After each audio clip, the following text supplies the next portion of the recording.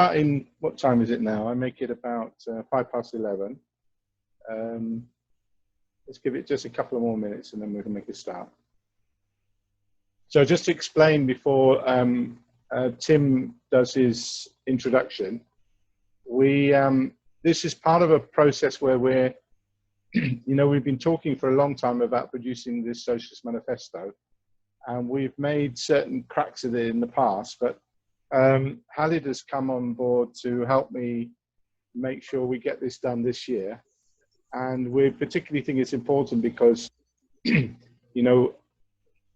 this crisis, or this health crisis, which is rapidly turning into a big economic crisis, is going to raise all kind of questions about the future of humanity. And we think that will be a time when people will be very receptive to new ideas about how to transform society, and we think it's absolutely crucial we have our manifesto ready towards the end of the year for that. So that's why we've got an urgency on to get it done. So overdue, and I think it's the way it's shaping up. Khalid can say something about that. It looks really good. I think it's going to be very powerful, this manifesto we're going to come out with all kind of new transitional demands, which are relevant to the world we live in today, and also a very clear analysis, not just analysis of capitalism, because you see they're two a penny, but also, more importantly, a very clear and credible and well worked out alternative, which is what I think we're missing. Okay. So Tim, would you like to make a start? Yeah, okay, I'm just back.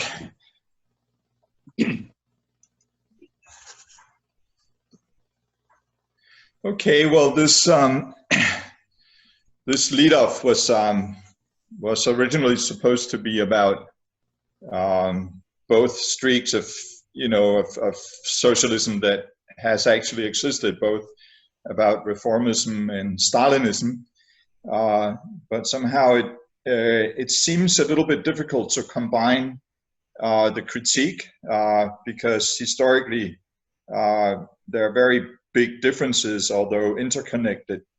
Then it's difficult to kind of bridge that gap. And Tim, I discussed with Pat. Hello, Tim. Yeah. Can I just stop you before you get cracking there? Sure. Is it possible you could get your, first of all, could you get your head fully in the screen? So. Okay. Yeah, and also could you set it up so you're moving around at the moment? I think something's very wobbly, or how you've got your thing. It's we're all going to get. It's on my lap. Yeah. Is there any way to, because we're going to get a bit seasick otherwise, you see? Is there something you could do to put it on a stable surface? Otherwise, well, I put it on the couch now. I'm sitting on the couch. Yeah, so that's much better. That's great. Yeah. Super. Yeah. Okay. Okay. Okay. So far away. Sorry.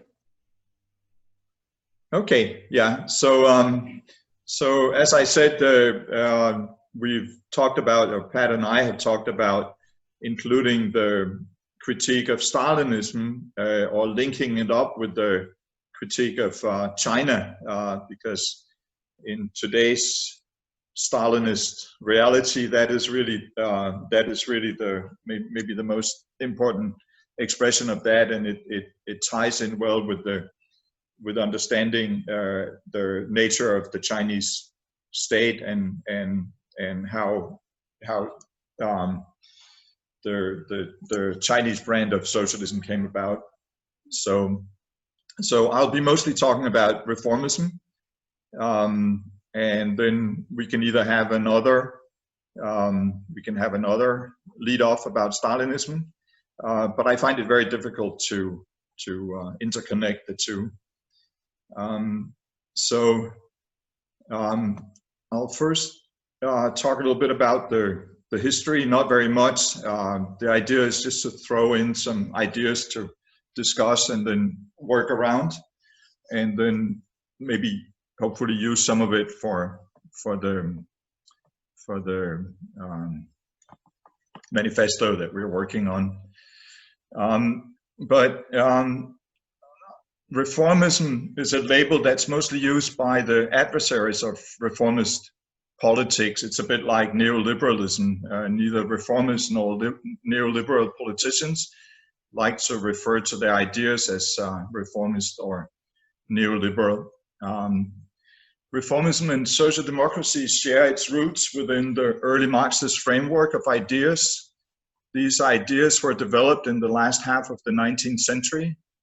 Its initial ideological basis lies tied to the fundamental historical dialectic assumption that capitalism possesses an enormous potential for development, and that once this potential has been exhausted, its inner dynamics will lead to its collapse and its replacement by a socialist economic order.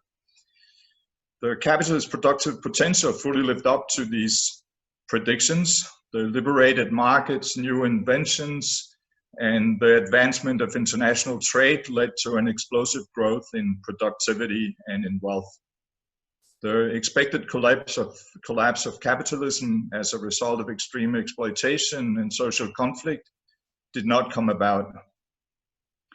Their adaptability to changing circumstances and the general resilience of capitalist economics contradicted the assumption that the system would soon implode under pressure from its inherent inner contradictions. Its need for constant accumulation of capital was satisfied through the opening of new markets as the general standard of living and the buying power increased.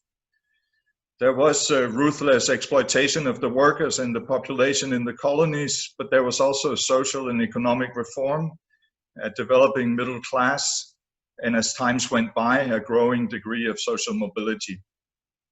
At the beginning of the 20th century, political reform led to the establishment of restricted versions of bourgeois democratic institutions. As the scope of these institutions broadened and the workers' parties found representation in the new parliaments, a new space for political struggle evolved. Many workers' representatives saw this as a new opportunity to advance the general living conditions. Some concluded that the productive potential of capitalism had been underestimated and that the abolishment of wage labor was not imminent. They still believed that these changes would come about in a distant future, but through all their weight and efforts in behind political and social reform, through parliamentary work and the organization of labor and trade unions. Whereas the general Marxist consensus recognized the temporary delay of revolutionary change, the reformist wing resolved themselves to the fact that capitalism could not be abolished in the foreseeable future. Their focus became on taking full advantage of capitalist potential growth and its willingness to enter into reform-oriented dialogue with the moderate layers of the workers' movement. From this point onwards, the left state split in two competing and on the whole hostile factions. This split has haunted the workers' movement ever since. It has penetrated all discussions and efforts to improve the social conditions and to expand the rights of working people.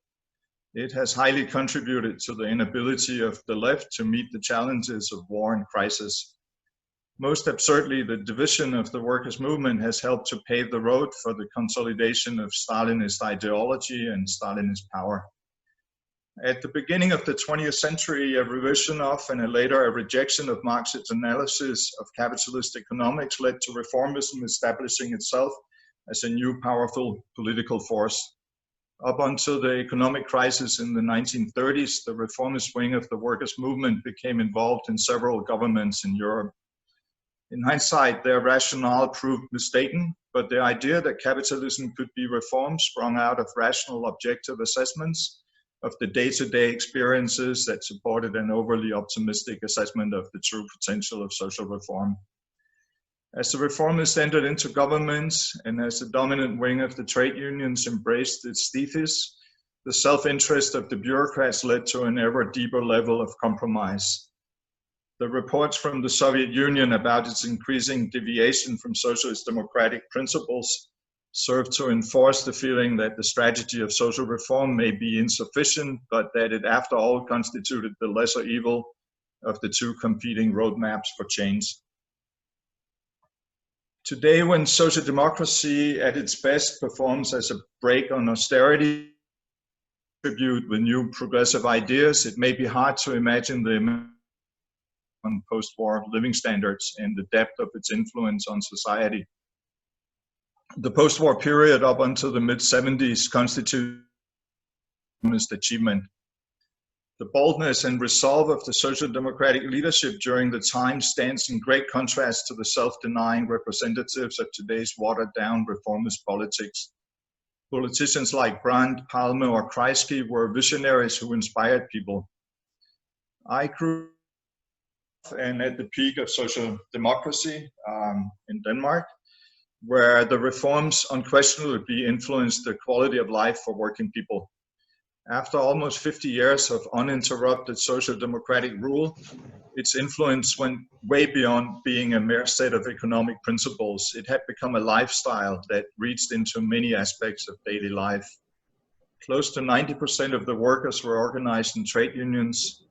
Apart from a few trades dominated by the Communist Party, those unions were operated as an arm of the Social Democratic Party. Cooperatives, some directly owned by the housing market, where other segments were owned or the state, and of course also by private owners. People with low income received rent subsidies. Most tenants were organized in the association, which was affiliated with the party.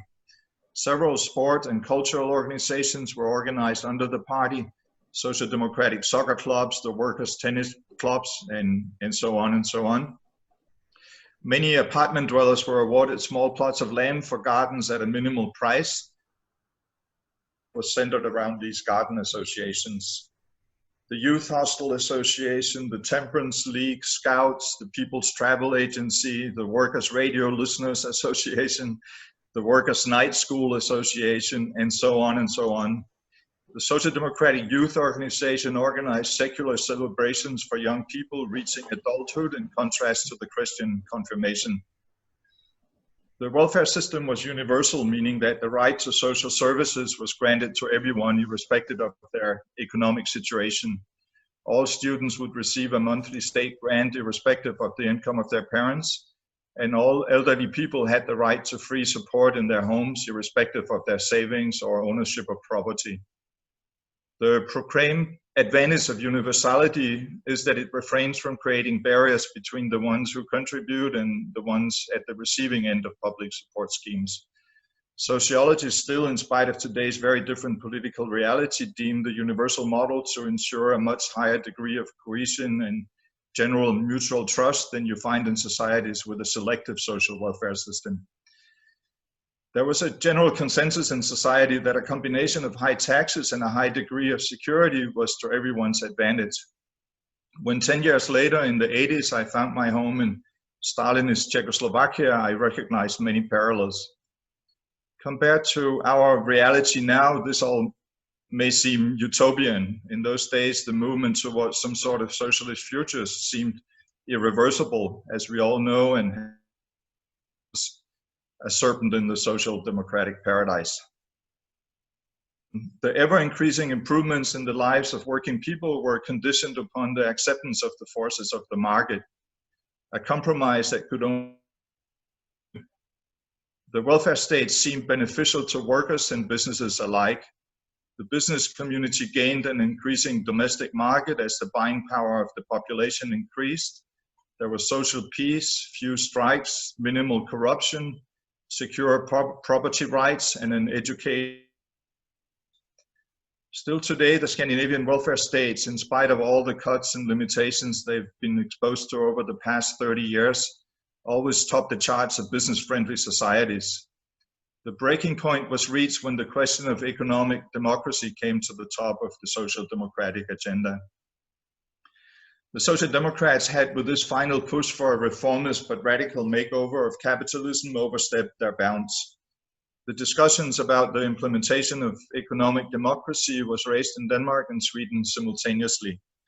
In Denmark, the final proposal was presented to the parliament in 1973, the social democratic government ever. The scheme proposed workers of big companies and a gradual yearly transfer of company profits into funds that were owned by the workers. The total ownership stake was not to exceed 50% of the company capital, and a minimum of 70% of the yearly accumulated funds were to stay as workers' shares in their companies. The proposal was opposed both by the parties to the left of the Social Democrats, who saw it as a dangerous collusion of class interests, the right-wing parties who saw it as an infringement on private ownership rights. In December of 1973, the right-wing parties won the election. The proposal was put to sleep and later ditched by the more moderate social democratic governments that followed. The idea of a transfer of ownership was so popular in the workplaces that the right wing developed a watered down version that was based on voluntary contributions by the companies. In Sweden, a prolonged discussion of similar scheme suffered the same fate as in Denmark. From then on, social democracy was in an ideological retreat. At the same time, dark clouds were gathering over the global economy. Right-wing neoliberal economists and their related think tanks stepped out of their closets. Politicians adhering to the new ideas became elected, and neoliberalism was to define economics and politics far into the next century. The reformist wing of the workers' movement consistently argued that they, in contrast to their revolutionary adversaries, were pursuing a peaceful and gradual transition to a socialist order. They maintained that their road to socialism was the only possible way to change things for the better, without risking your hard-earned security and without opening up the prospect of bureaucratic misuse of power and state terror. To the average worker, especially during times of economic growth and stability, these were strong, valid arguments. It is, however, a dispute based on false premises. Violence as the only possible means to abolish capitalism was never seen as an inevitable strategy for the revolutionary movement. The character of the struggle is conditioned on the circumstances and on the scope of individuals' suffrage and the strength of democratic institutions. The real difference between the reformist and the democratic socialist understanding of bourgeois parliamentarism is to be found in the evaluation of the degree of autonomy of the state and its institutions. The reformist approach would downplay the power dependency emanating from business interests, lobbying, and the power of the private media. A democratic socialist would position himself inside the parliamentarian institution, aware of their limitations and their role in relation to business and class interests. He or she would form alliances with trade unions and activists from popular movements outside the parliamentarian sphere and be in the offensive whenever he would see a chance for democracy to penetrate the economic sphere. He would engage in day-to-day issues while working for partial gains, understanding how they tie in with the long-term broader goals. He would be aware of the prepared to face repression and limitations of his freedom to act within these institutions. The myth that only a reformist strategy would guarantee a slow and orderly process in changing society is false as well. Marxist theory foresaw an extended transitional period during which classes would coexist but with a reversed relationship of power. The market would undergo a gradual transformation as it broadens democracy deeper and deeper into the economy. It fundamentally differs from the reformist strategy of class collaboration. It abolishes the dominance of the capitalist class by bringing all essential parts of the economy and the media under immediate democratic control. A dialectical approach fully supports a transitional process. The instant and complete change of power relations and the complete destruction of the old capitalist institutions, its production mode and social infrastructure would leave a weak, broken foundation for the formation of a democratized society or economy. It will leave a wider space open for bureaucratic deformation and possibly result in a repetition of the failed revolutions of the past. A revolutionary process is neither necessarily tied in with armed struggle nor with a complete and abrupt change of all social relations. The revolution is only the first step of a long process. Reformism has branded itself as the peaceful, orderly, and controlled way to achieve the redistribution of wealth. Reformist politicians have repeatedly portrayed revolutionary transition as the expression of the will of a dominant, radicalized minority over the broad, moderate layers of the population, the silent majority who had to be coerced and forced to submit to the scheme of the radical few. It has been difficult to argue against them, as their argumentation could safely draw not only on examples or myths, but on strong tendencies that rightfully appeared more as the rule than as the exception. In countries where the conditions allowed social democracy to obtain power and build strong welfare states, it did deliver on its promises.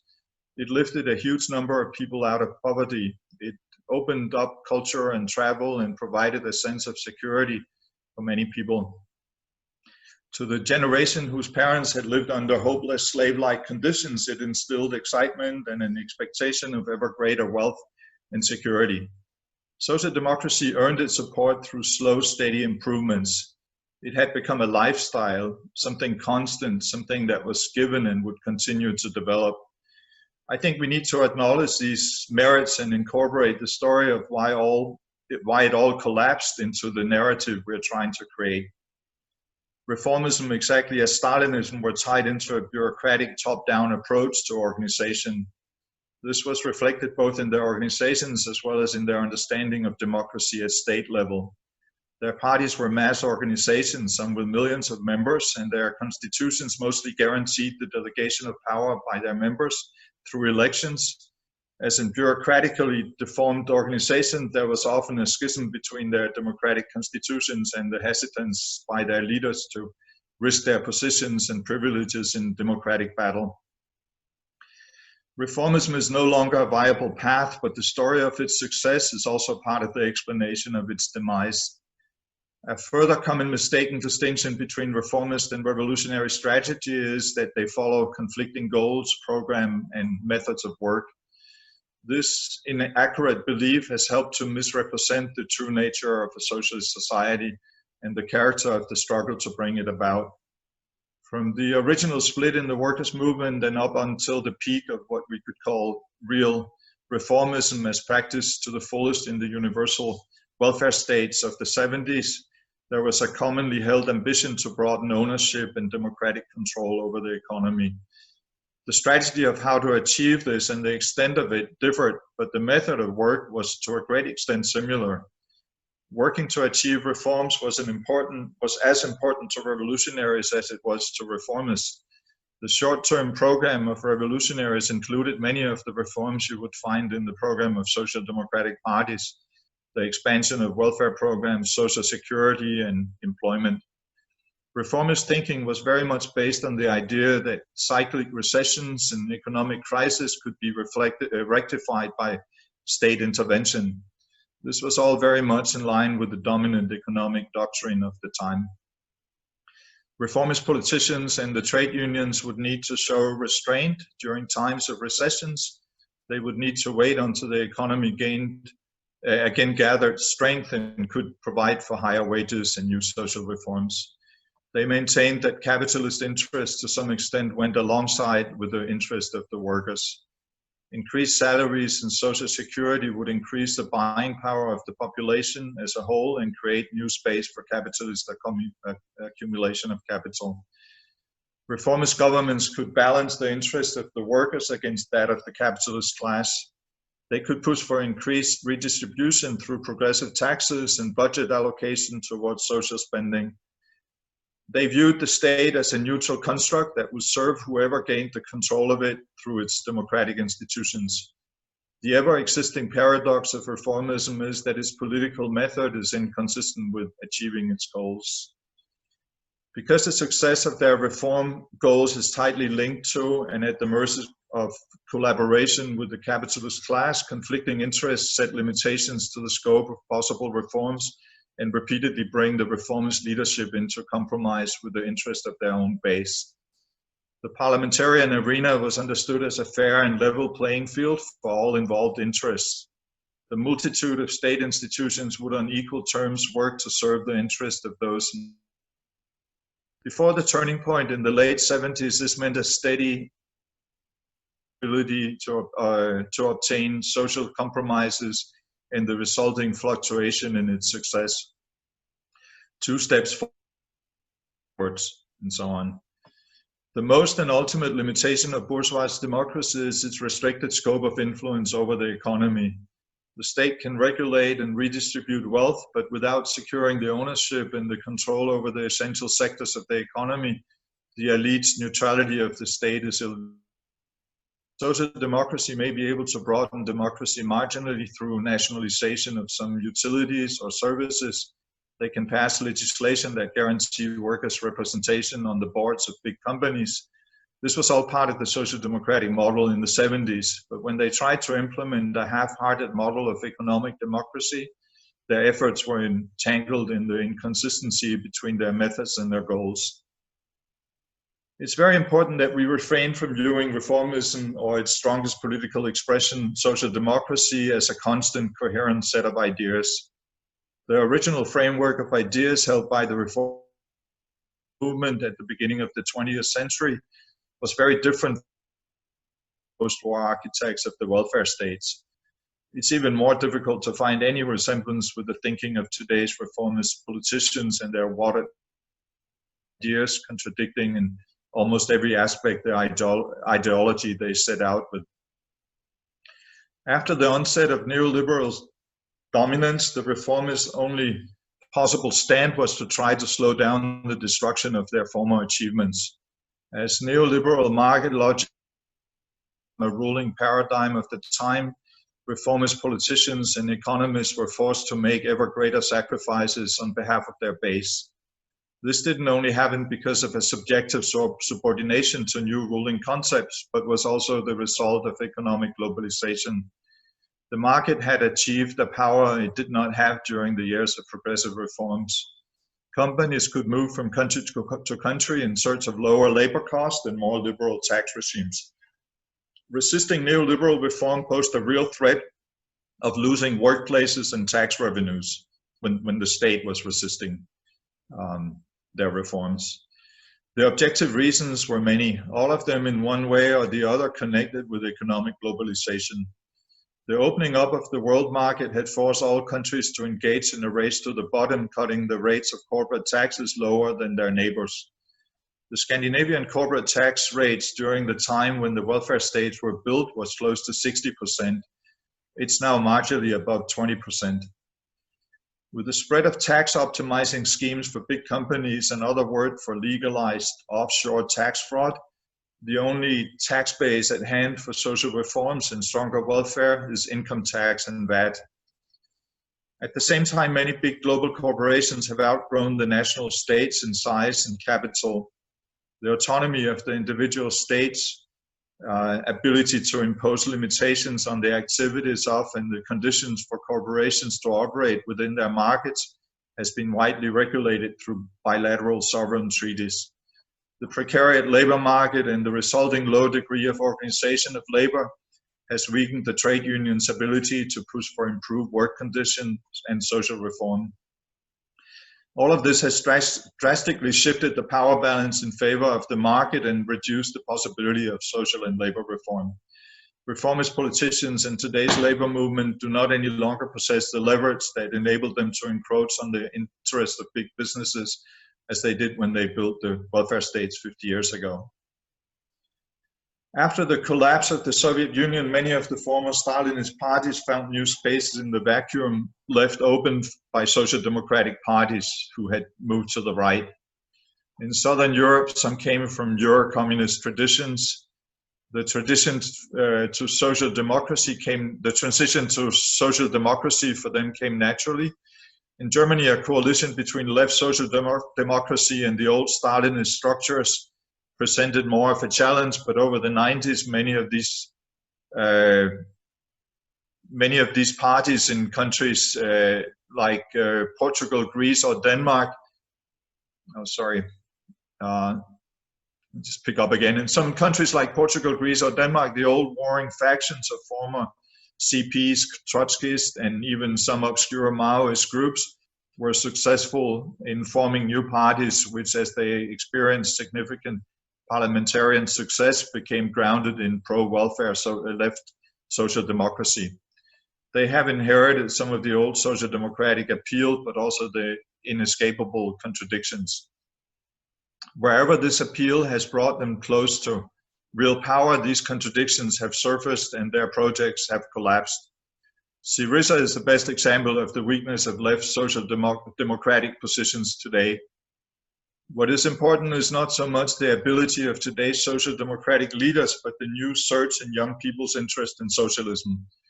This interest may be captured by social democratic leaders such as Sanders or Corbyn, who have the courage to stand up against austerity, but many young people will move beyond reformism as it fails to fulfill their expectations.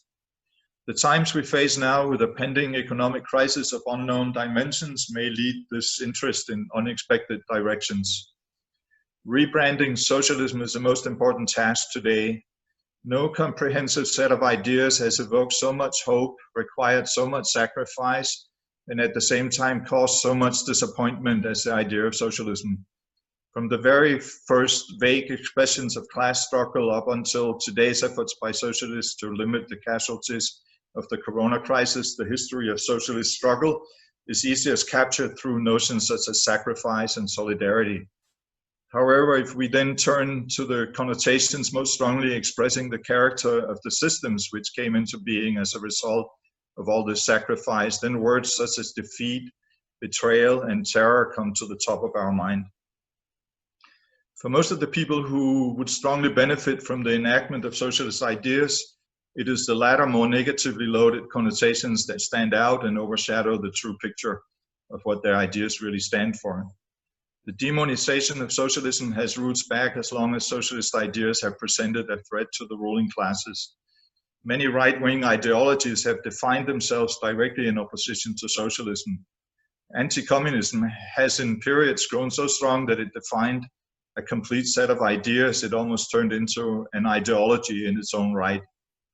The bias of the private media has perpetuated these currents and has broadly installed among people a deep fear of their own emancipation. There's plenty of blame for this to go around, but to a great extent this blame has its roots inside the labor movement itself. The betrayal and the terror emanating from regimes proclaiming socialism to be their goal, their alliances with and subordination to forces actively working against socialist transformation. All of this has been the primary obstacle to the spread of socialist ideas for almost a century. The bizarre deviations of proclaimed socialist practices have become one of the biggest hindrances to gaining trust and to winning over people for a socialist program. Gulag, the Chinese Cultural Revolution, the genocide in Kampuchea, these are just the most brutal of the atrocities committed by self-proclaimed socialist regimes. The list would be endless. It would take us all through post-feudal history into almost every corner of the world. The two old dominating factions of the workers' movement have melded together and lost their broad appeal. They have both failed to bring about anything resembling their original programs. If we can overpower the old stigma of communist dictatorships and impotent social democracy, a new generation is in search of radical solutions to the hopeless state of affairs surrounding them. They neither share their parents' irrational fear of communism nor their trust in reformism. That's all. Thanks, Tim. Wow, that was some detailed lead off, and I think we'll probably be able to use a lot of that material directly into the manifesto. Brilliant, well done. Thanks. It just shows if you put a bit of effort into preparing for these things, it makes a big difference, doesn't it? So, of course, you've raised so many issues there. And one of the interesting things is that I think in the old tendency that most of us come from, the CWI in its many form, as it went into become the IMT and the newer CWI, we often used to talk about social democracy, but we didn't really analyze it very deeply, and in many ways we didn't really fully understand the consciousness that that social democracy instilled in the working class and the membership of the social democratic parties. And I often found that we were not able to win over people. I mean, take one example. The slogan of the IMT and CWI today is that they say that reformism is basically counter-reformism and therefore doesn't have any appeal. But the reality is that there is still a whole layer of people who are thinking that, well, the counter-reforms of even when they have their own governments in power, they don't like them, but they think, well, capitalism is in crisis and these people are our people and they're trying to do the best they can. And it's only when that process goes on too long or gets too deep that people finally make a break from their leadership. And I don't think we really understood that, the consciousness of the people who supported these parties. Of course, a lot of what Tim was talking about also was centered on Europe, realistically, because obviously that's where social democracy was at its height. In other countries, in the poorer countries, obviously the situation is quite different. And I'm hoping that the comrades here will be able to come in on some of those differences. So that we can, because what we want with this manifesto to be not just, there's been a tendency in the past, I think, to have these documents, socialist documents, be very Eurocentric, and I think it's very important that they actually, span the world as it is, and the massive humanity as it is, and deal with issues and how they see things. So okay, so let me open the floor for discussion. We've got about an hour and 20 minutes for discussion, which I hope will be enough for people to contribute. Don't feel shy. If you've got a question, ask a question. If it's only a short point, make a short point. Or if you've got a more substantial contribution, go for it. Okay, so now there is a procedure here. I don't know if you're all familiar with Zoom. We're getting more and more, everybody's using Zoom nowadays, aren't they? There is a procedure where you can actually put up your hand. That's, I don't know if you know how to use that, but if you don't, just come in. What you need to do, remember, is to unmute your microphone. Okay. Yeah. First comrade would like to come in. Now, Manzoor, I think you're going to have to go in about 20 minutes, aren't you, for your TV program? So do you want to take advantage of this time and maybe say something, before you have to go? Thank you very much. It's a very informative discussion. And the point Comrade Tim made was very important. And would you please, if you have this written, this discussion, would you please send in the group? And actually there's perhaps 2-3 things very important nowadays. So one is look at the word leadership and their ideology. They are not only the reactionary, they're not only the right-wing reactionary. Even look in the US and look in the Britain, even Spain, even France, even India, even in Pakistan, all are the same psychologically, politically, and ideologically. They are the same people. So I think this is important turning point of the word to, it's after the corona, the things will change. So what will be the need?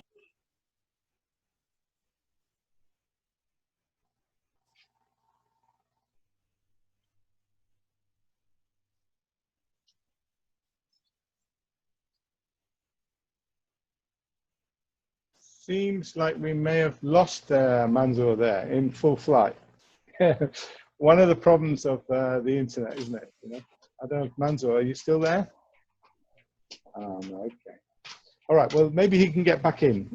Maybe his internet is down or something, or electric problem or something. Any other comrades who would like to speak? Maybe one of the Cypriot comrades would like to say something. And yes, by the way, we will circulate Tim's lead off. We will do that. He's got it written down, so that's good.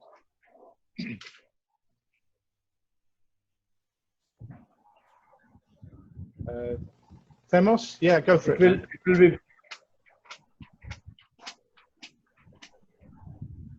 There you go, Themos. It Yeah, will go be- for it.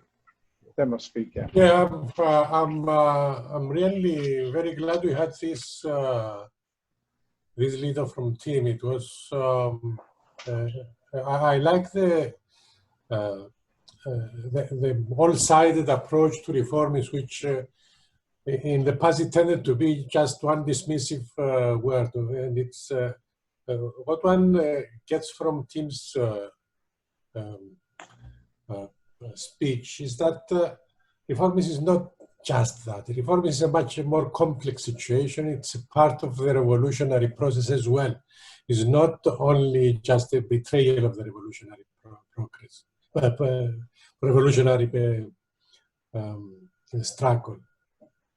It's part and parcel of the development of working class consciousness. It's part and parcel of the way working class tries to find its way towards a better tomorrow. And I think it's the fact that from some stage onwards, revolution and reformists were painted in just as the two main opposing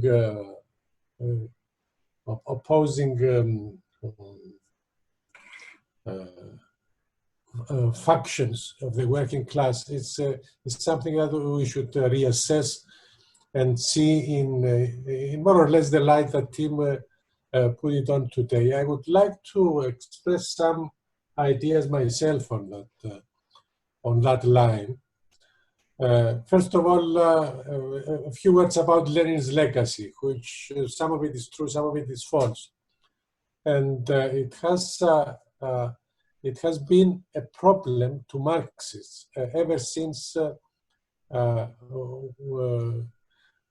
they started to criticize Stalinism, and ever since they realized that Stalinism was something that had nothing to do with Leninism. But seeing Lenin's approach, I think we can see very clearly that he was never against reformism as such. It was against reformism in the specific period that the world was going through, a specific period that reformism was just holding back revolution. Something that changed drastically after the Second World War. And as Marx said, the system just is not changed unless it runs out of its possibility of moving forward society. And clearly, capitalism after the Second World War had this possibility of expanding the means of production, of expanding the possibilities of humankind. And at that time, reformism was it wasn't just a question of opposing socialism. It was, in fact, seen as a way of peaceful transition to socialism. And that's why I think the reformists got the better of us in that period. But the problem started as these reformists morphed into morphed from a peaceful transition to socialism as a route to better capitalism. And at that stage, it became some sort of a force that it was going more and more negative. With at its highest points, we have Blair and his like, in which socialism was not anymore on the table, but it was seen as an enemy of free society. And that is, it came at the very time that capitalism was running out of options as well. And especially after 2008 and the collapse of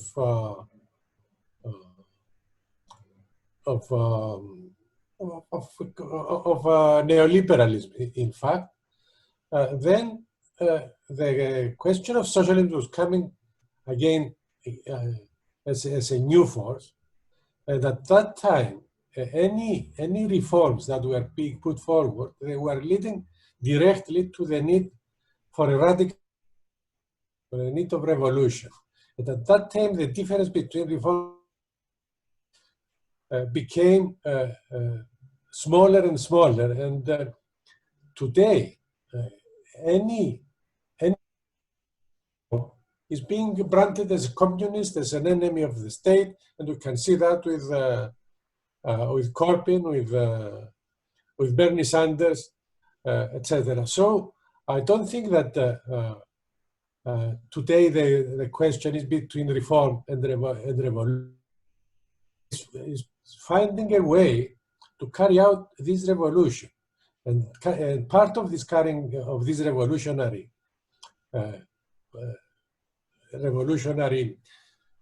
politics is to put forward reforms and demand reforms and find for their implementation. And revolution, in fact, today it means just taking political power over the big monopolies, over the big companies, over the commanding heights of the economy. And a lot of things will go on as previously. A lot of things will continue to work in a market background. But talking about market, we cannot talk about the market of Facebook or Amazon or General Motors or these giants. I mean, all these people, they don't market. They work in a different mode. They work in a very oligopolistic way. It's not even capitalist. We're not talking about capitalism today. We're talking about such monopolistic exchanges that they become mostly part of who is going to swindle who better, rather than value creation in the way Marx described it. So I would think that we should start coming out of this binary reformist revolution and formulate policies that will take on these monopolies, take power away from them, and that would make it possible to implement socialist structures and socialist reforms. Now, we have seen this happening, but every time a lot of movements started, we saw coming up. We saw series that take power in Greece with a very, very radical program. But that collapsed because its leaders, and especially Tsipras and his people, didn't carry the whole process to the end. They couldn't manage to take on the capitalist class. And they couldn't take it on because Greece was a very small force. It was something that they couldn't have a socialism in one country there unless they had until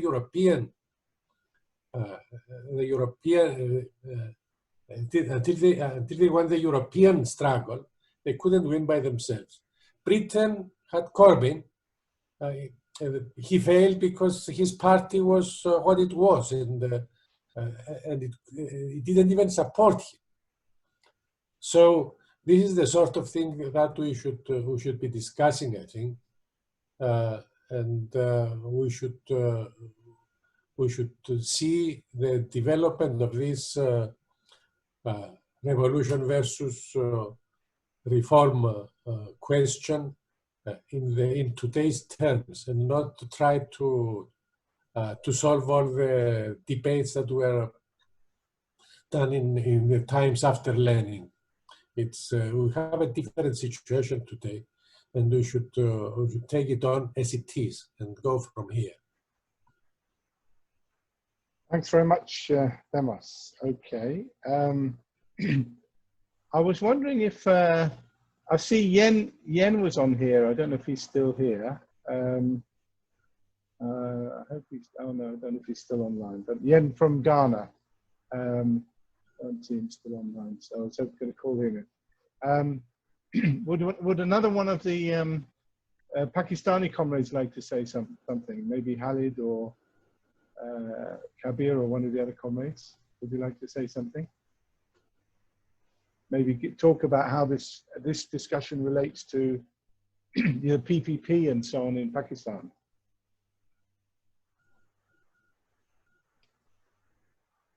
And if the comrades, I don't know if the internet is a problem for all of them. Khalid, can you still hear us? Yeah, I can. Yes, I can. I'm hearing it. Perhaps you'd like to say something about how this whole thing about social democracy has related to Pakistan with the PPP and so on. Yeah. You know, when we say PPP, you know, as a social democratic party, yes, it's different. The set of social democratic European parties. And the reason is, yes, obviously the difference between the developed or the society, you know, is developed over the centuries. And, you know, the thing is, yes, the PPP, when we compare it with the other social democratic parties, you know, it has like a, it's different in its like the structures or the leadership. It's you know, but on the other hand, it was its program and its approach. It was much more radical than some of the social democratic parties in Europe.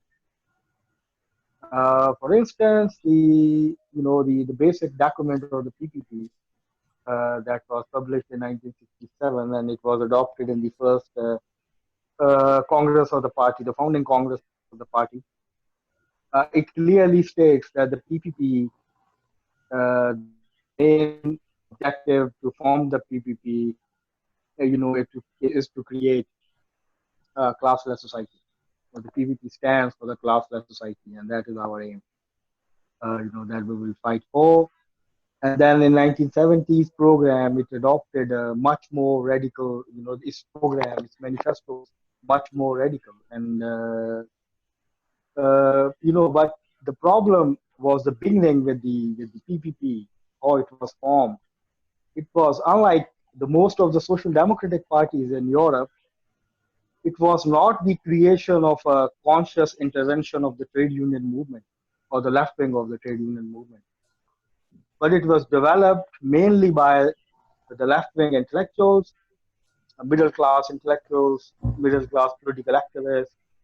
And then when it was formed, because of you know, the situation that was there, and then most of the trade unions, they join it, and then the big number of workers, you know, they join it, and then it becomes like the party of the working class, but with the leadership of the bourgeoisie, or, you know, mostly dominated by the petty bourgeoisie at the time, but with the passage of time, it was dominated by the bourgeois, the capitalists, the feudals, and landlords, and tribal chiefs, and so on.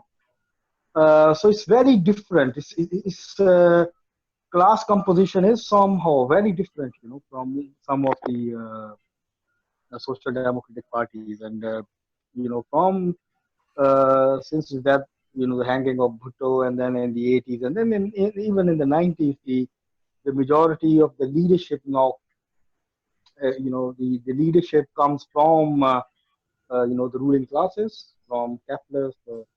There are some middle class people, but, the majority is from there. But still, because of his past and because of the reforms it introduced in the 1970s when it came into power after the 1970 election, because that is the only time when any government introduced some reforms, and it was a massive reforms, because free education, free health, old age benefits, pensions, a lot of reforms were introduced. Nearly 80% of the economy was nationalized and things like that. And, yes, and that was the time, because I think but Timos has also made very important point. Because in our old tendencies, we consider it more important that how we view the social democratic movement and the social other reformism, more reforms, than how the working class in general view them, or their attitude towards the reforms and the social movement, the Social Democratic Party.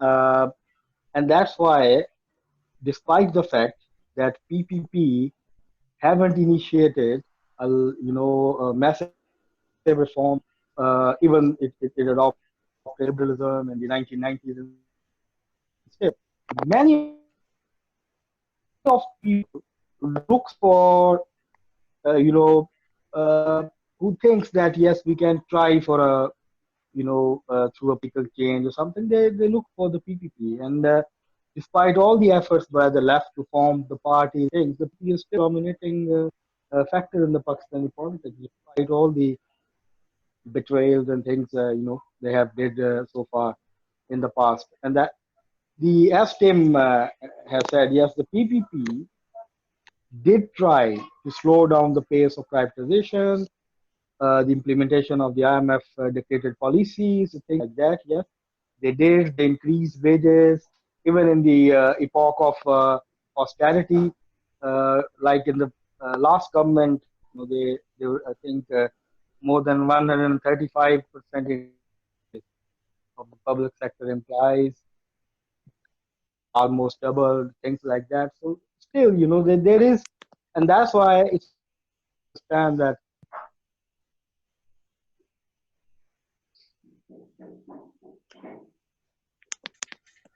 our approach towards that, and that's very important to develop a transitionally approach and program. Not only just the transition program, but also approach, how we view these parties and how to explain. Because as Mo said, I agree with him that yes, the reformism is not something that we can reject with turn of a stroke, or just completely, say that it's completely rotten or something that has no effect. Yes, it will, and as the movements will develop around unemployment, after the coronavirus, we can't say what happened, but yes, it can move in that direction, and that means the reformism and the question of how to put demands will become very, very important, and also our approach towards the pressure will mount on that. So the PPP, I think, it depends. I think I will finish with that the social democratic movement reflects the power of balance between the different forces in the society. And if the working class is, more organized, it's on the offensive, it will be reflected, in the social democracy. But when it is on it's at the lowest levels, it's not well organized, the participation level is low, the membership is low, and the trade union movement is weak, it will be reflected. That's how the PPP, we can view the PPP at the moment. Yeah. Thanks, Tom. Thanks, Khalid. Perhaps I can put a bit of tuppence in here. Just to respond to what Khalid said about the PPP, it's funny, but obviously there are big differences between the PPP as a form of social democracy and its sister parties in Europe. However, there are more parallels than you might think. So, for example, many of the social democratic parties were not formed by the workers, or actually formed by socialist intellectuals, like the PPP was. Of course, they then got mass support from the workers after that, but that's how they were formed. And similarly, most of the social democratic parties had very radical programs at the beginning. Instead, they stood for classless society, for socialism, and so on. And of course, what's happened in the post-war period is that they tended to take all or part of those programs out of their constitution. So there was a parallel there to both.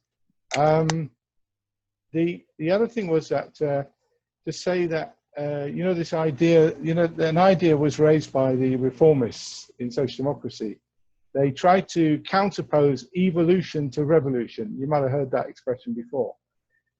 What this actually showed was that they didn't understand evolution. They didn't know what the theory of evolution stood for, because evolution combines gradual change with abrupt changes. That's how evolution develops. And so revolution is part of evolution. So to counterpose to this showed more their ignorance about the theory of evolution as Darwin developed it. One point Demos made, which I thought was very interesting, kind of made me think, if you think about it now, a lot of the big monopolies, the big companies, more and more they have got into manipulating the state and the decisions of the state in their favor. So they bribe the politicians to do that. And in a way that heightens the whole point about how they're ripe for socialization. They're ripe for taking into public ownership, because they require political decisions, not just the old. They're not just willing to compete in a fair way in the market. They try to rig the market. They kind of, like a game where they load the dice against their opponents. They're not willing to just. So they're using their wealth and power to do that. So that kind of begs the point that logically, then obviously they've become part of ripe for political takeover. This other thing about revolution versus reform, actually, we're not new about that. In 1899, Rosa Luxemburg, responding to Bernstein's Reformism in the German Social Democratic Party, she published a pamphlet called Revolution or Reform. And there's a misunderstanding that people from the title, they thought it meant that they were counterposed. And what she was arguing was that they're totally the opposite, that revolutionary should be for every major reform and minor reform. Where the revolution is relevant is because you get to a point in capitalism where you can't achieve those reforms anymore. And this has come to an incredible level with the neoliberalism, where we didn't just achieve reforms, we had all reforms being taken back. But the importance of social democracy, of course, is I always remember the Labour Party. Some of you might recall that Mrs. Thatcher, who was obviously the first big neoliberal leader ideologically, she was asked, when she was asked what was her greatest achievement, she'd retired and so on, they asked her what was her greatest achievement. And the interviewer was expecting her to say something like the taming of inflation, or the destruction of the taming of the unions, or victory in the Falklands War, or privatization, all these things that she had carried out. But she didn't say that. She said, my greatest victory was in convincing the Labour Party to abandon the socialist aim. And why she said that was because they know that social democracy is inherently, it's a pillar of, social democracy became a pillar of the political establishment and the capitalist system. But it's actually an unstable pillar, potentially, because social democracy has within it all these conflicting forces. And I think Jonathan Klein, Jonathan very usefully put the expression forward. He said that the class struggle runs directly through the middle of social democracy. And we see this, don't we? We saw this with Jeremy Corbyn, that basically the forces against Jeremy Corbyn inside the Labour Party that we found in the right-wing Labour MPs, and now some of you would have seen this leaked report from Labour Party headquarters. You can see how stark it was that, the full-timers in Labour Party headquarters were so extreme against Corbyn and against their socialist ideas that they would rather, they worked for Labour to lose that election in 2017, and actually made a decisive difference in doing that. So it just takes the point that that this question about how the class struggle runs right through the Labour Party, and the capitalist interests are in the Labour Party. It even goes to the extent where you get the Foreign Office, the British Foreign Office, exchanges staff on a regular basis with the Foreign Office, with the Foreign Department of the Labour Party. They actually just exchange staff. It just shows you how extreme. And the intelligence agencies, the British intelligence agencies, take a very close interest in what's happening in the Labour Party and try to influence it, because they realise that whoever controls the party is crucial. Now, unfortunately, Corbyn was not able to achieve the changes we wanted inside the Labour Party fully, and the battle still goes on. And the reason for that, obviously, we need to go into a lot of discussion about. It's another discussion. But I'd like to just finish on that point, because social democracy has many shades. It's a spectrum. So it can be anybody from the right who is totally against socialism, it can be neoliberal, can go all the way to almost revolutionary. And if you include ourselves, then obviously it does include revolutionaries. And I suspect what will happen after this coronavirus crisis, because social democracy is a very flexible creature, and it reflects the moods of the working class as they shift around. And I suspect that there will be elements of social democracy who will shift drastically to the left as a result of this terrible crisis we're moving into. And we saw that in the shape of Syriza, we saw that in the shape of Jeremy Corbyn, we see that in the shape of Bernie Sanders, that these are left-wing social democrats. It shows the wide spectrum of opinions that can develop within social democracy. And as Tim made a very good point, didn't he, that how the ex-Stalinist parties have become effectively left social democratic party, if you can even call them left social democratic party. I'm not sure I would even, having been to some of their meetings. So I think that this whole debate is going to be very useful. In it's not just the historical one. I suspect that we're going to see left social democracy rise to the fore again, because where else can the workers go? Most workers are not able to go straight from where they are now to a completely revolutionary position. They tend to have to pass through an experience, and what they look for is, they'll look for and come behind leaders who are promising to transform society from within capitalism and offering it to do it through parliament and so forth. And we have to be able to relate to that and work within that mainstream as it moves to the left. Okay, thanks. All right. Now, who else would like to say something? Yen. Yen came back on. That's good. Yen, would you like to say anything about your experience of Ghana or the British Labour Party, whichever you feel you want to say something about? I don't know where to start, because I just wanted to. Can you hear me? Yes, we're hearing you fine. Hello? Yeah, can you hear us? I can hear you. Good. Yeah, I can hear you. I just wanted to listen more, and then I didn't intend to have a discussion. But Ghana, if you talk about, I came from Ghana on the 15th of March, and we have the same, as the discussion was going on, the same, whether reform, revolution, or what is it that we are at. The left forces in Ghana are extremely weak, at the present time.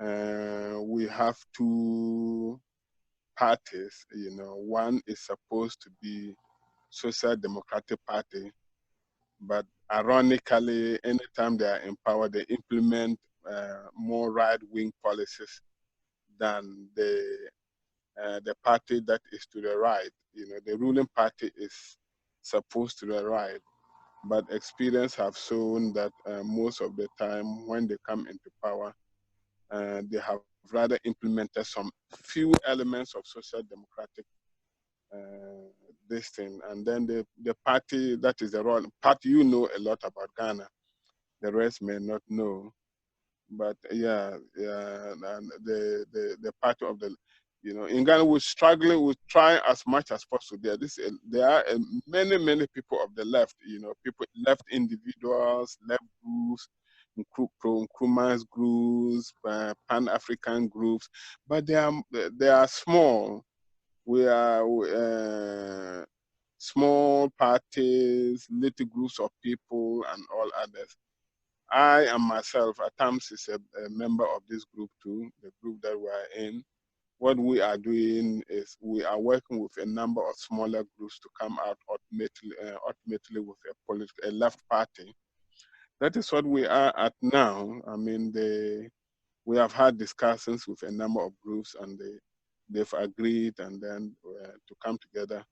And that is what we are working now. We hopefully, because of this COVID-19, the timetable, but we were thinking, we were trying, there was the possibility. We are now waiting to get a provisional license, you know, for our party.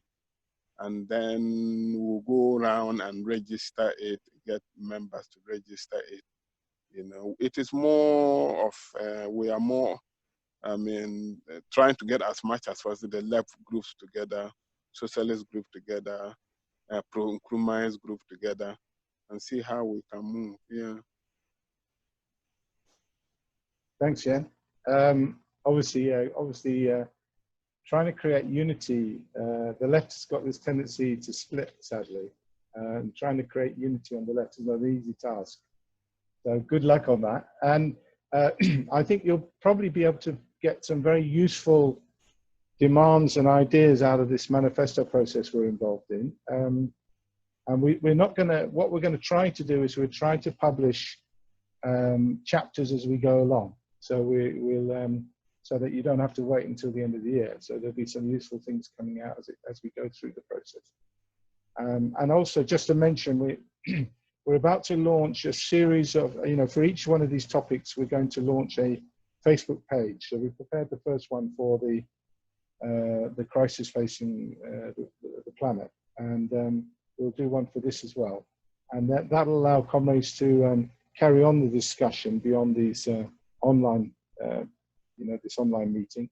They'll be able to carry on the discussion and contribute to it on each particular topic. Okay. Any other comrade would like to say something? Roy, do you want to say something from UK?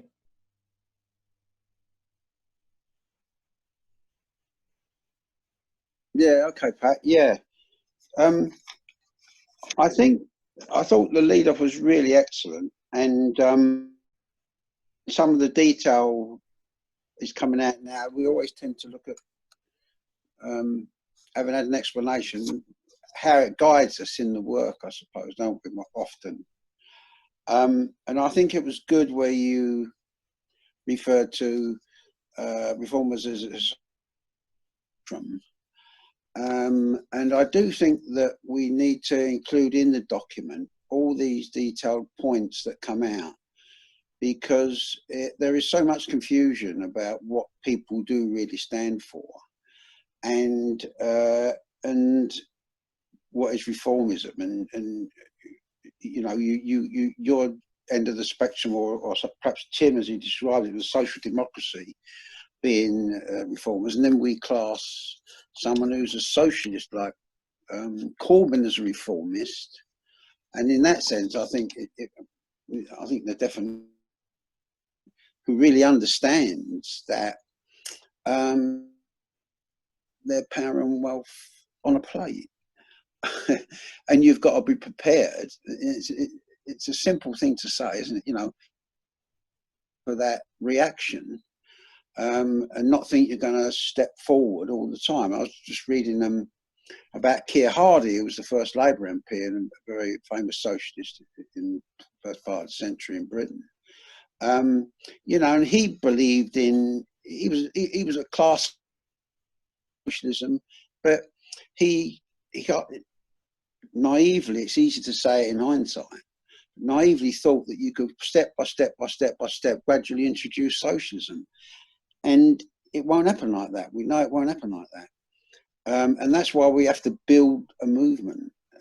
And this is where, and I say, the clarity of the description is important, because some of the left people, even in my group, my Momentum group in Newham, you know, and there are some, they think they want to be in the Labour Party, but also they're slightly dismissive of it, because as fighting for reforms, as a trade unionist, I'm fighting for lots of simple reforms, like the conditions in the workplace. You know, it's not socialism, but it's a reform, and it's people respect that you earn the right to be able to raise political issues, and gradually raise people's consciousness, and that part of the reformers is important. And as I say, some of the left forget that, you know, we do need to get onto the councils, we do need to do donkey work, we do need to help people in struggle. And I think that's one of the things that when we was in the CWI was very absent. We were it was regarded with disdain if you wanted to take a position in the party. You know, it was felt as that we were just there with the political ideas, and we were, in ways, we was quite arrogant about how we approach people. In many ways, lost us a lot of support. And I think, if you mentioned it before, Pat, you know, quite by accident, one of the biggest struggles that we ever led and got involved in was the Liverpool City Council campaign, and it was just by accident. Actually, comrades had almost ignored the line that we don't get on the council, and was leading a council fight, which being unable to develop further because we hadn't built in other councils, and in the end Liverpool became isolated, and they got destroyed by another left reformist, Mr. Kinnock. So I think these are great discussions, and we need to make very clear in all what we write down what the specific issues that, as I see it, is the right way forward in putting a transitional approach to the work, doing the work in labour and the trade union movement, but actually, as we're trying to do as well, trying to explain what actually socialism would be like, not in detail, but putting forward ideas in participative democracy, in pointing out that we should have a pharmaceutical company, renationalise or bring it back into the public sector. We prefer to say the National Health Service, point out all the money that's going out of the health service, all those issues, part of the struggle, to raise people understanding what a better society could really be like. Yeah, so sort of say. Thanks, Roy. Super. Any other comrade like to come in? Tim, you want to come back? Yeah. Or do you want to come back at the end, or do you want to come back at this point? I think you wanted. Just a quick remark, really. Sure. I don't know where the raised hand is. I don't see it on my interface here, but no, I did just to you know, because I think both Timos and also Roy now touched on something that, of course, is very important, and it makes me think. You know, about the language we use and the kind of issues we touch on in the manifesto and in our daily discussions with people. It makes me think of, as I said, I lived in Czechoslovakia, and then the regime fell, and all of a sudden there was all of this political confusion, most of it somehow captured by the right wing because the old system had kind of turned people off, you know, whenever you mentioned the word socialism. But you know, we have to find the right way to create a vocabulary, and I don't mean just semantics, but also touching on the kind of themes that are important to the people that we can see now that are starting to have interest, take interest in socialism. And of course we have to, this is a very difficult process. I remember we had lots of meetings. I think actually Stefan was on some of them, in Eastern Europe, where we met every 2-3 months. We met in some part of Eastern Europe, and we discussed how do we bring the message, how do we get through with it, because it was just almost impossible to the moment you capture somebody's interest, then it would very quickly turn away from the theme you were, all the themes, the issues were very confused. And I think that if we want to have any influence on the young people that are, you know, in the States and in England and other countries that are interested now, then we really have to be selective about the themes, and also we need to get rid of a lot of the old dogmas and vocabulary from the 70s, because it doesn't really resonate with the you know, with what their problems are today, and we have to kind of refine all of that. And I think that's really something very important now to engage in some kind of discussions about that, and find out how we can reach to those who were at the brilliant lecture that Paul Adler gave, and you know, and that's exactly what he's been trying to do, is to write a book that could inspire young people in America who are, to a great extent, people who are just unhappy with the way things are, but haven't really started to grasp the concepts of, you know, what a different system could look like and how to get there. And I think in our small way, we have to engage in this kind of discussions among ourselves, and the manifesto should very much reflect, I think, what we come up with. Okay, Tim, thanks very much. Kalim, I think you wanted to say something, if you're still here, are you? Kalim, can I see you? Kalim, are you able to say, I think you wanted to say something, Kalim? I don't know if it's still on now. Oh, clearly. Oh, good. Okay. Please repeat for me what you have said. Please repeat that, because your voice is not very much clear for me. Are you talking about Tim? No, are you talking about me? Pat. I was just asking if you wanted to say something. If you wanted to make some contribution, do you want to say something, Kalim? Not now. Give me some time. This is my first day Okay. in this study circle, and I can contribute in this study circle about particularly about the situation in our country. Okay. Regarding to the topic. Sure. Yeah. Okay. Thank you. Okay, Kalim. Yeah, well, this is obviously this is going to be an ongoing process as we progress through the various topics going to go into this manifesto. Then the comrades might get into the rhythm of this, and what we're trying to do here is we're trying to have some sort of fresh thinking, and we're not trying to throw out any of the principles of our movement, but we're trying to find ways to understand what's been happening better, and to be able to respond to it more effectively. I think that's basically what we're trying to do. I see Elvin is online there from Turkey. That's good. Hi, everyone. Okay. Thanks, Elvin. Did you want to say anything, Elvin? No, nothing from my side, thanks. Okay. Sajjad, did you want to say something? No, I said nothing from my side. Yeah, thanks, no problem. Okay. Sajjad, did you want to say anything? No, comrade. Thank you. From my side, no. Khalid there seems something. It's okay. Manzoor will come about near to 9. He will say something.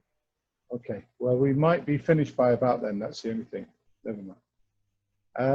Let's see now. There was Harris. Don't know where Harris went to. I was going to ask Harris if he wanted to say anything, but I can't see him now. Hi, Mazos. Just to say hello to Mazos. He's there. Can you see him? Harris. Ah, Harris. Yeah, I think I can see you now. Would you like to say something, Harris?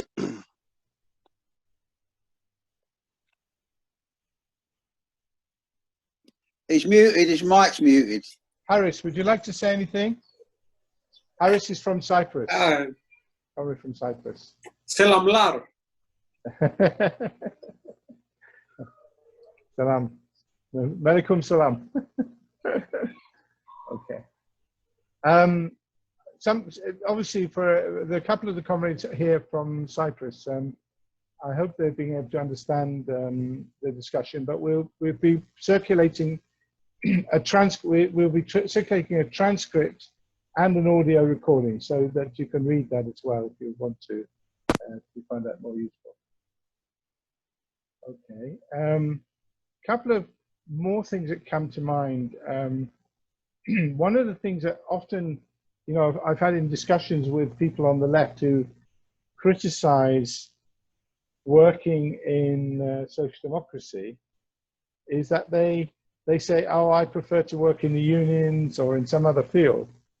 But the irony is that actually what they don't, because they don't really understand, or they haven't fully grasped what reformism really means, what they fail to appreciate is that reformism runs through every aspect of society and all its institutions. So the people, if you work in the trade union, if you do political work in the trade union, you come up against reformists all the time. And if you work in a tenants organization, you come up against reformists.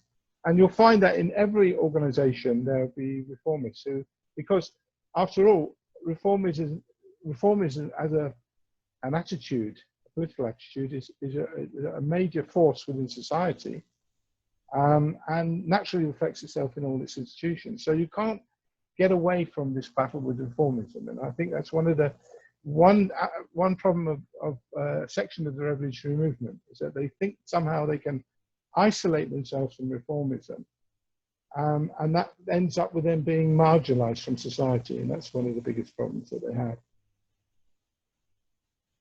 That was just a quick point that came up.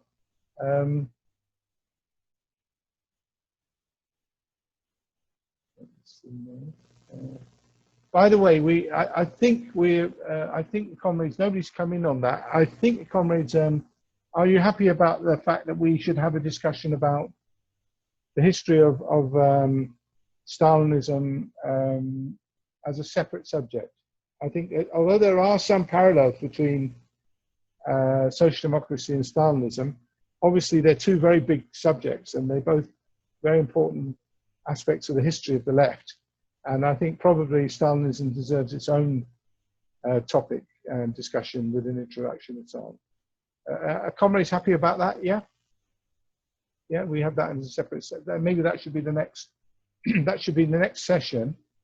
And then that would be an excellent introduction to then the discussion about China, which, once we hear the history of Stalinism, then that flows into China, what happened in China, and how the Chinese system was developed out of that. Okay. I don't know if any comrades got any problems with that order of discussion. Okay. Go back. Yeah, go for it. Someone wanted to speak. Was that you, Roy? Go for it. No, Pat, I was just agreeing with you. That's all I said was, yeah.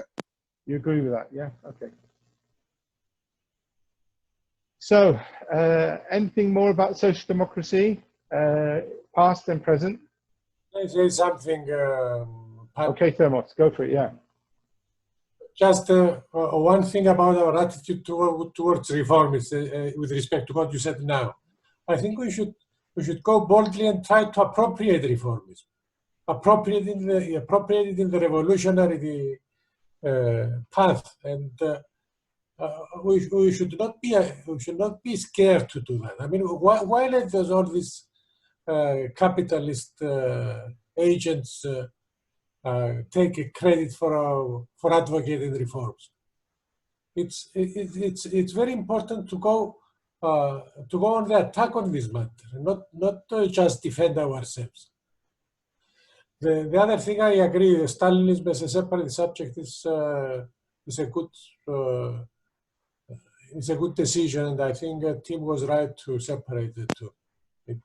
They touch at some point. They have a lot of interplay, but they are different issues.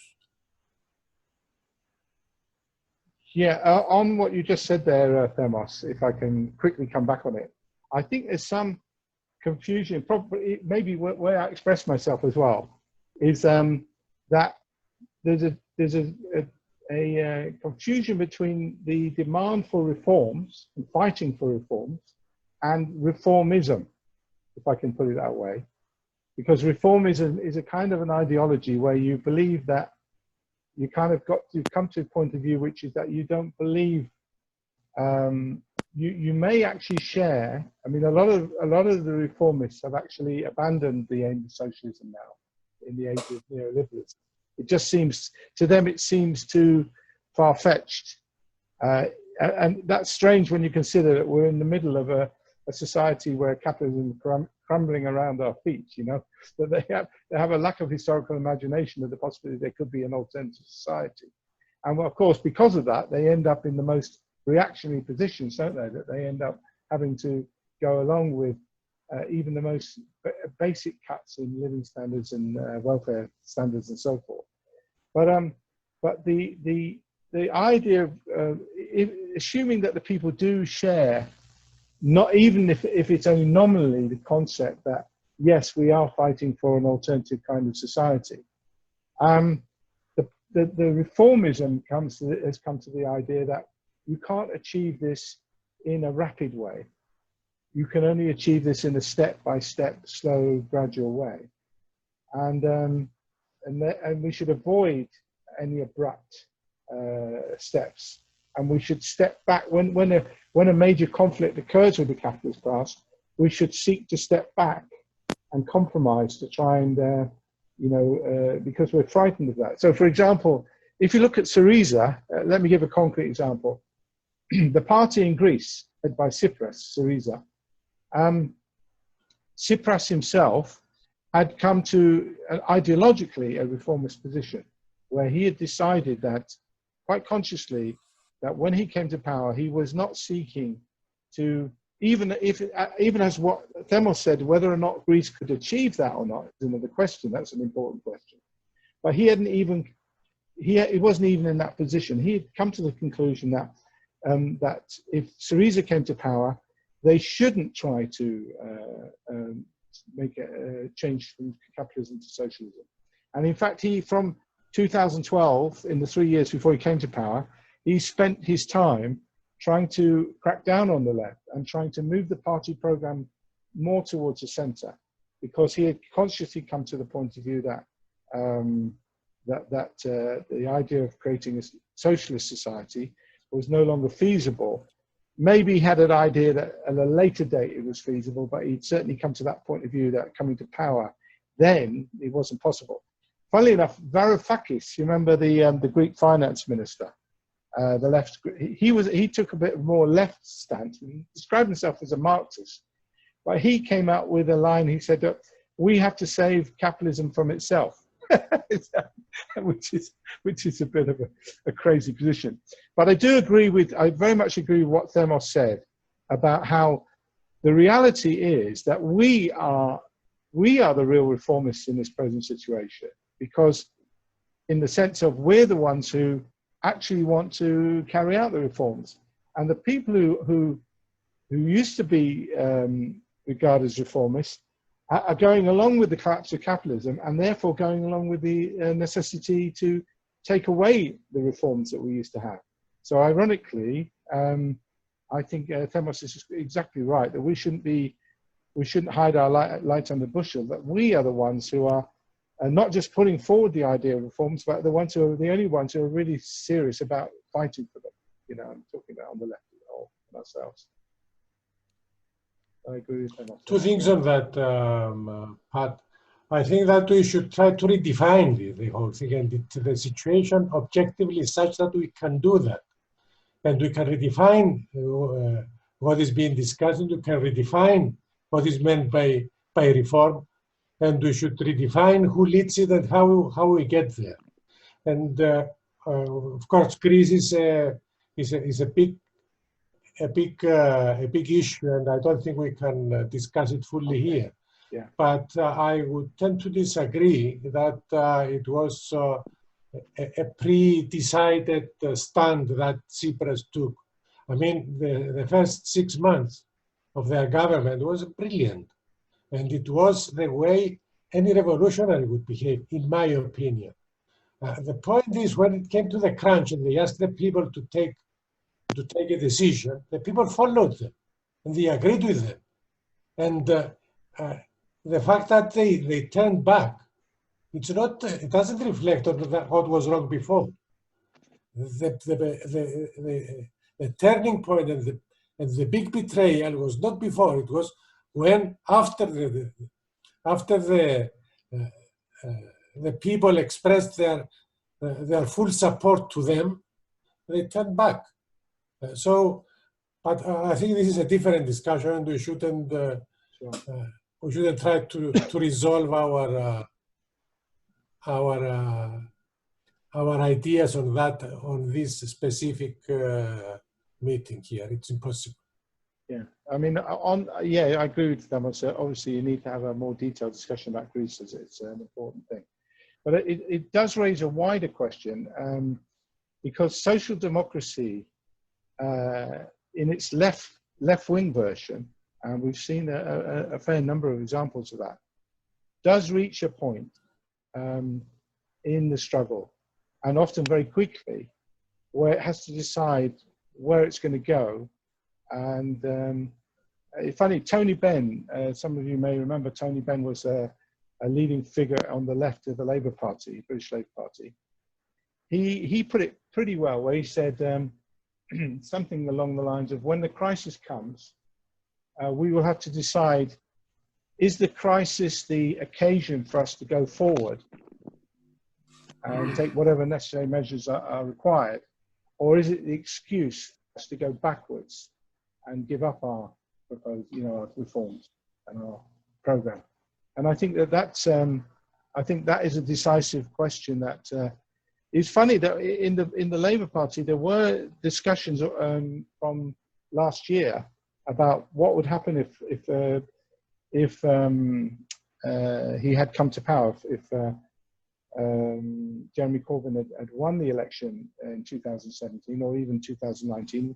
If they came to power, there was quite a few discussions, even involving John McDonnell, the second in command of the party, about how they would respond to the sabotage of the capitalists, and they were expecting that. They weren't that naive. So at least that was some progress. But I think, generally speaking, that the left reformists, the left social democrats, they try to kind of put that off, that question. They're not ready for it. And on the left side, on the revolution left side, equally, they don't come forward with a plan about how you should deal with that question. They tend to rely on these old formulations which don't actually gel with anybody, where we should smash the state machine. I mean, what does that mean, in practice? I mean, how, so, for example, you know, and this is something we will go into the manifesto. So we can actually tackle this question about how, if you got into power, that's the whole idea of what we're trying to do. If you get into, if a left social democracy was elected, how if you come, as you come up against the resistance of the capitalist class in all its various formats, economic, state resistance, and so on, how would you deal with that? What demands and programs would you introduce, could you introduce to overcome that? And I think that's a serious way to approach this, rather than just talk about, oh, well, we'll make a revolution, or we'll smash the state machine, these kind of slogans, which don't really tell you a lot, and they don't give you a plan. And the irony is that although we're not trying to create blueprints, we as socialists, we believe in planning, you know, and we believe in planning in a future society is the way to overcome capitalist contradictions and so on. So if we believe in planning for a future society, we should have a little bit of planning for our own movement as well, I think. Okay, Yen, did you want to say something? I saw you. No, not at all. Okay, all right. Well, I'm like somebody. I'm listening. So okay, that is okay. Okay, Stefan, did you want to come in? You know, if you're there, Stefan from Sweden. Hello, Stefan, are you there? No, I succeeded in unmute myself. Okay. No, I'm. It's quite okay for me to just listen. So. I mean, what's been your experience of social democracy in Sweden? Ah, okay. Well, it was a success for decades. I mean, as Tim expressed it, I grew up in the Sweden to Tim's Denmark, and we grew up in the heartland of social democracy when was on the high point after the war, and so it was, yes. Now as we look back in the mirror, we'll no problem with jobs or school for everybody, or food at the table, and our fathers could afford to change their bicycle to a car, and so on, and it lasted for about 30 years, I should say. So, but after that,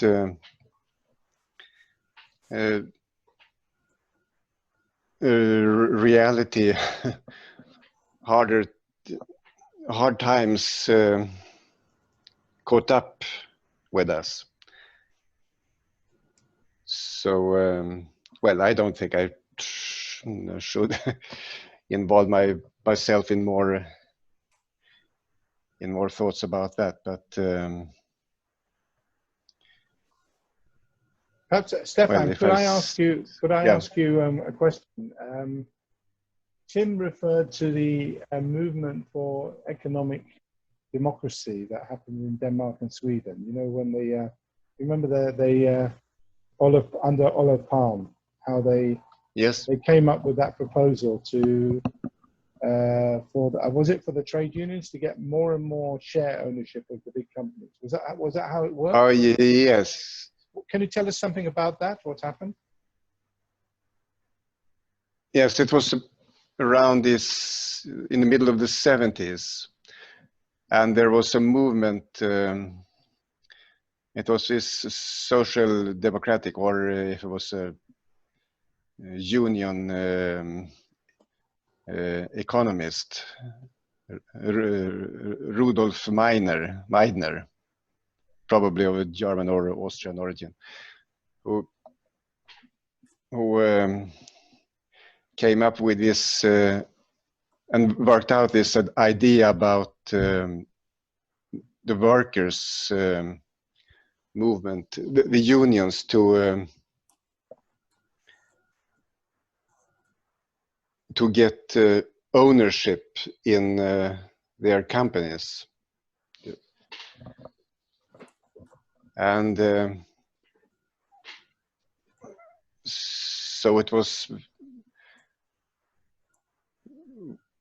many discussions around that, and the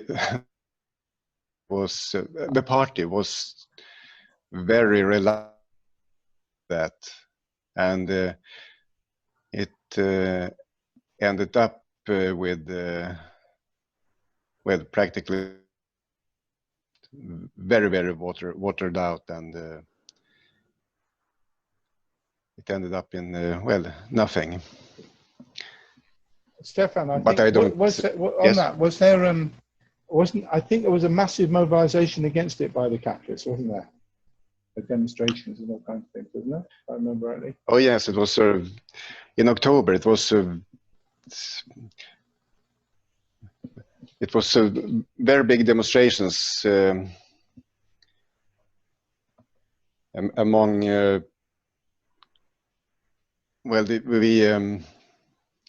among the capitalist class, both of course the big companies, but also in smaller companies, self-made entrepreneurs. You know, they built up small companies,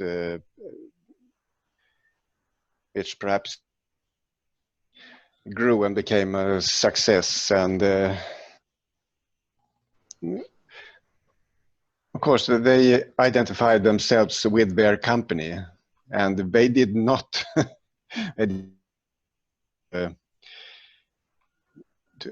to lose the grip to their employees. So that was the situation. And what would you say, Stefan? Would you say that was probably the high point of social democracy? And when they backed down because of the reaction of the capitalists, would you say that was probably that maybe a symbolic turning point? Would you say that? Yeah, maybe. I'm not prepared to say that so decisively. It was I'm not prepared to say it was a decisive point, but perhaps one of many points. Sure. Yeah. So. Okay. Well, last appeal for anyone who wants to speak. Otherwise, I'm going to ask Tim to come in and round up. Okay. Anybody wants to say anything before we do? Okay, Tim, go for it. I'll unmute you. There you go. Oops. Yeah, I think there was one point that somehow I never got that far. Of course, and that is maybe one of the most important aspects of trying to understand how to maneuver in the situation today is the emergence of the populist right, and how they have managed to take away a big part of the social democratic votership, and to some extent have in some countries like maybe in France, and have really put an end to social democracy as a big party that goes in and out of power. But I think the understanding of reformism in many ways is more important than the understanding of Stalinism, because it still plays a very important role in politics today, and in many ways Stalinism has merged with social democracy and formed the left left wing of it. And of course, from an economic point of view, social democracy has outplayed its role.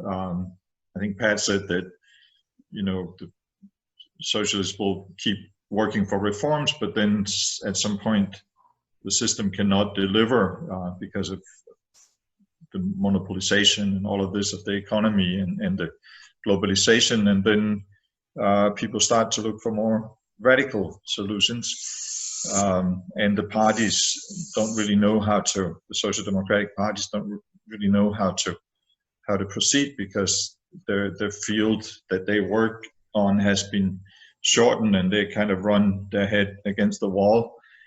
And I think we have to be, of course, in how we deal with this. In the manifesto, we have to try very much to reflect on the situation today, more so than the history of the movement and how it achieved a lot of things and then again lost the momentum. And I think this is probably what we still need to understand. As I think also Pat said, the social democracy will come back in a different form. And now ahead of us is this crisis that we don't really know what to expect. And we don't really know how that will pan out with reformist groups, and will they gain momentum again? And if they do, then how will they manage to exist in this very narrow space that has been left for reformist politics? But I'll try to. I have to clean up the stuff I wrote, because and I'll try maybe to add a little bit about reformism and the populist right, and then we can circulate it. And but it's been good to get some opinions from the other comrades, and I think this can be a very good process, going through theme by theme and try to put it all together at the end. Okay, Tim. We've just to add to just on the practical side of things, we've realised a bit later, I suppose, that the power of the printed word is not as strong as it used to be, and that video and audio has become incredibly popular as a means of getting political ideas across. And so myself and Khalid, we've been working on we're working on some scripts to be able to get some of these ideas across in video format and audio format.